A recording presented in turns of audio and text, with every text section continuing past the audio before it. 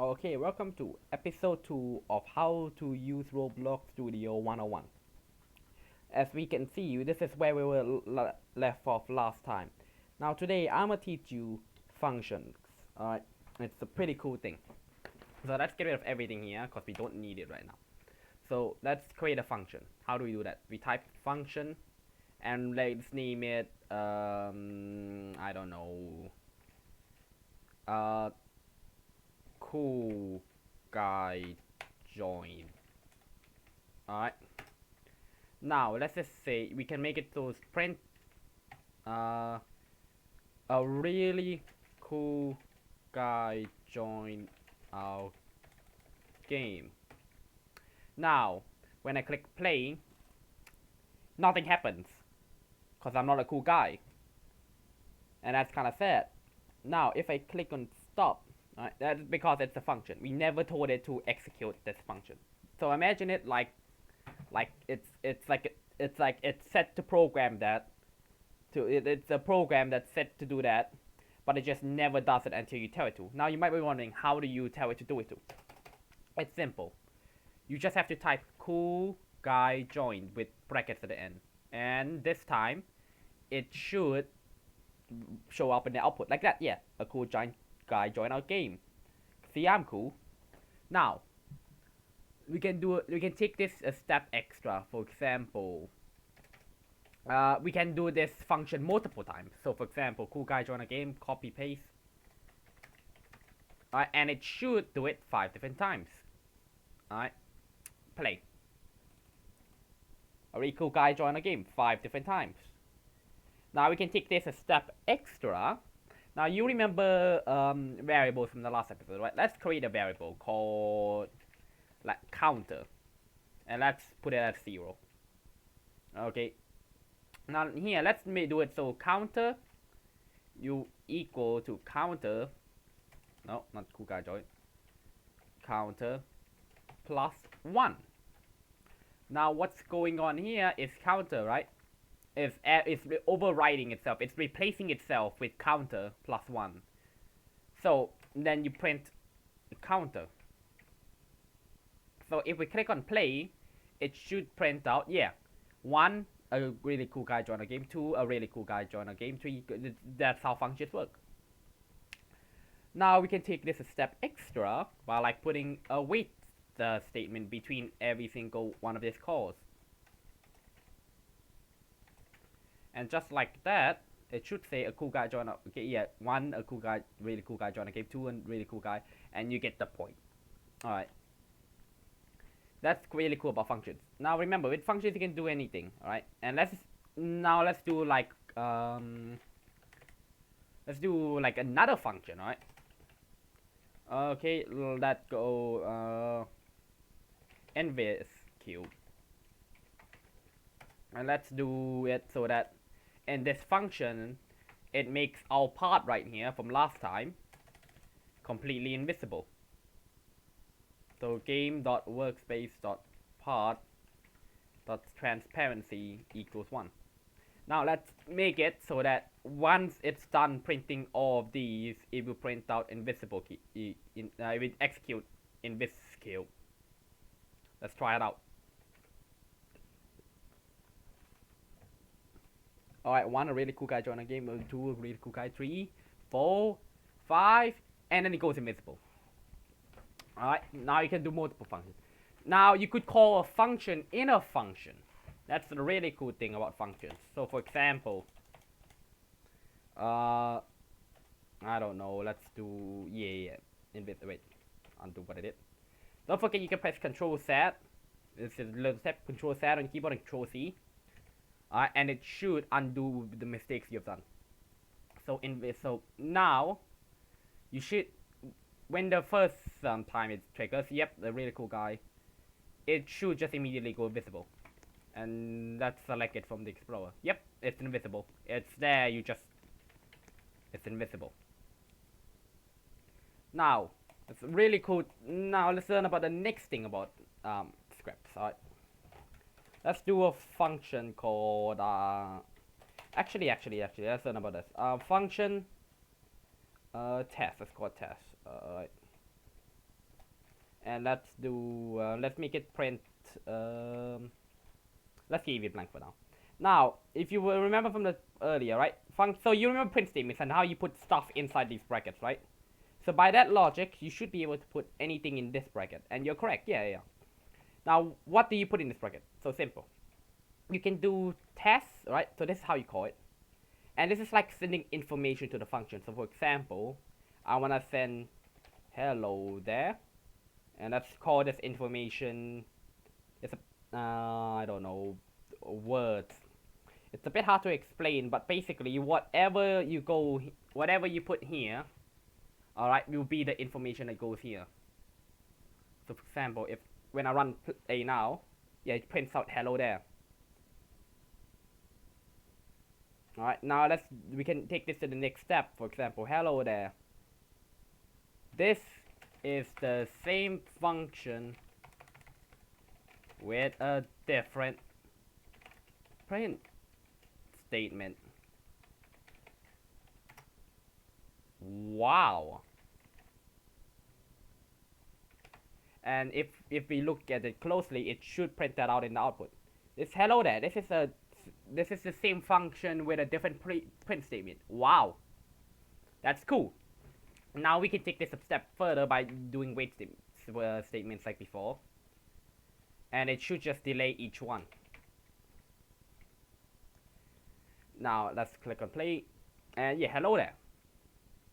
And then this is the same function. This is the same function with the different print statement. Wow. And now we can take this a bit further. And we can send more information. So for example, let's call it number, right? And so basically what you do, you put a comma and then you don't need this space at all. Spaces are really unnecessary here. So test hello there, and then you put a comma, and let's, I don't know, do it 1, 2, and 3. So let's create another line, then let's print out number. That's how you send multiple bits of information to a function. So let's say we run it now. It should say, yeah, hello there, 1. This is the same print function as, wow. And so the same function. Now the next cool thing you can do with functions is events, alright? Now, we can attach an event. So, for example, this part, right? Let's select this part. Game dot work. Actually, no. Let's do function called touch. Alright, so this will happen whenever you touch this break, alright? And let's call it, yeah, touch, yeah. And let's make it so print, ouch, someone touched me. Now, we can click run and nothing happens, because we did nothing with the function. We never called it, we never did anything with it. Now, let's do events, which is simple. So let's reference this part from the workspace, and let's make it anchored as well, so that it's less difficult. So game.workspace.part. Okay, and then use your arrow keys to scroll down until you see how every single one has this like blue symbol next to it. Alright, if it has a lightning symbol next to it, that means it's an event. Alright, now we get to every single event for now, but let's focus on one event, touch. Okay, if we run it now, nothing happens, because it will give you an error, because it's like wondering, what am I supposed to do with this touch event.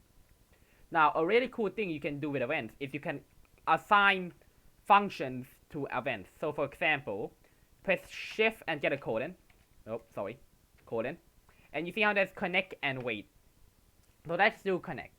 And then you can put a function, so you're connecting your function to this event. For example, touch. Alright. And we click run. And hello. Wait. Ow, someone touched me. That's not. Wait, give me a second. Oh yeah, you're not supposed to have those brackets. I'm dumb. But if I'm correct, it should. Yeah, so whenever it's within this brackets, I don't think those brackets are necessary. So yeah, there you go. Now it's working normally. If we touch this brick, ouch, someone touched me. Ouch, someone touched me, and that's me. we're assigning the thing to this. Now, alternatively, let's just say you don't want to connect a function. So like, let's say you only want it once, right? You can do wait. And basically, what this does, it makes it so that if you, if this line of code, anything past this line of code will not execute until this event has happened. So for example, we click on play. Alright. If we touch it, then it says, ouch, someone touched me, but we can't trigger it again because the script already ended. Alternatively, with this wait function, you don't even need the function at all, and you can just do this, and it does the same trick. Alright, now if you've been playing Roblox for a while, you probably know those obbies with like a red brick that kills you, right? Let's learn how to make one of those. Okay, so let's go back to connect touch. Now you remember before, alright, actually let's make this part like red, so then we know it's dangerous. So you remember before parent touch, right? Now you remember before we put information in here, right? Now, the information you put in here, alright, let's just say you do connect touch, right? Done hit, the hit. So what hit is trying to do is hit is getting whatever caused this event. So for, no, let me just show you. Alright, print hit. Okay? And we get, it should play, yep. And if we touch it, it should tell us what thing is causing this touch event. So if I touch it with my head, yeah, you see how it's showing that my right hand touched it. So if I do it like this, right hand, lower arm. Cool. Now, let's just say I want it to kill me, alright? That's simple. But first we have to figure out parent and child system. Okay? It's really simple to understand. So part, alright, do you see this part right here? It has a parent. The parent is whatever is above it. So for example, the parent of this part is workspace. Alright, it even says right here, if you scroll down a bit, yeah, parent is the workspace. And you can change this parent, so let's say you want to make it lighting, no, not lighting, yeah, then you will change it there. That's the parent. Now, a child is just the exact same thing, but different. So for example, camera is a child of workspace. That's how the parenting system works.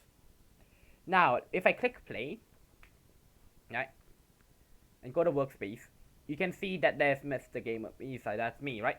And we have a thing called a humanoid.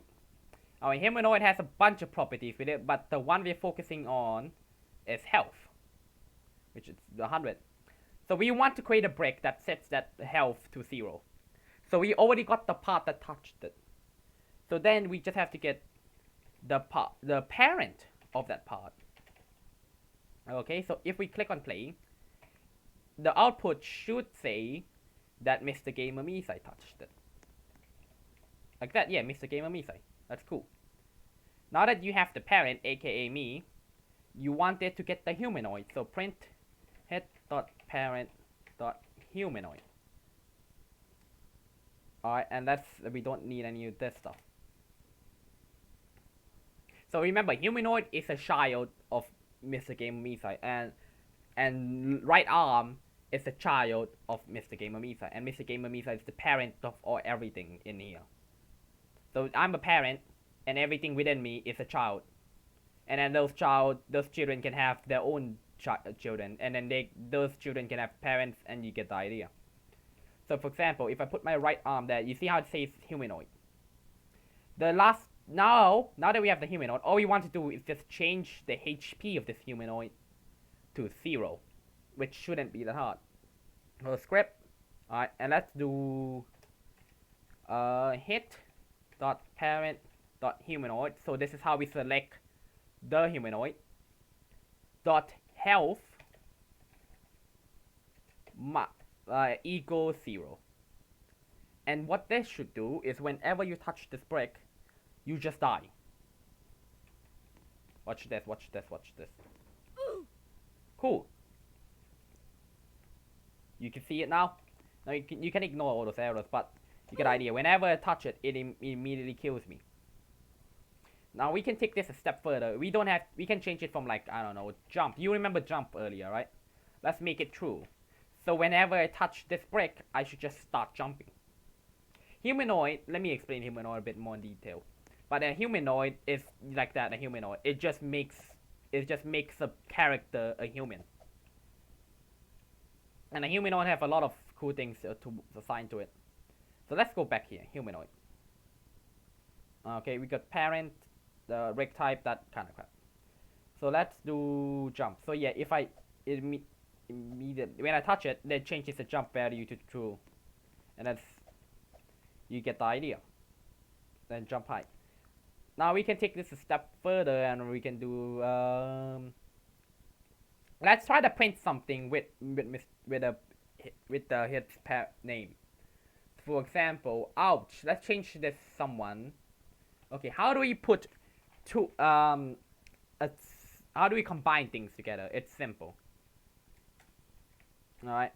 So what's going on here? So let's do hit dot parent dot name dot dot. And what this should do is this saying ouch, Mr. Gamer Misai, aka me, touched me. Alright, it's because it's getting the hit and the parent. So let's click on play. And you get the idea. Ouch, Mr. Gamer Misai touched me. Alright, I think that should be enough for functions and events. And then, and see you next time in the next episode.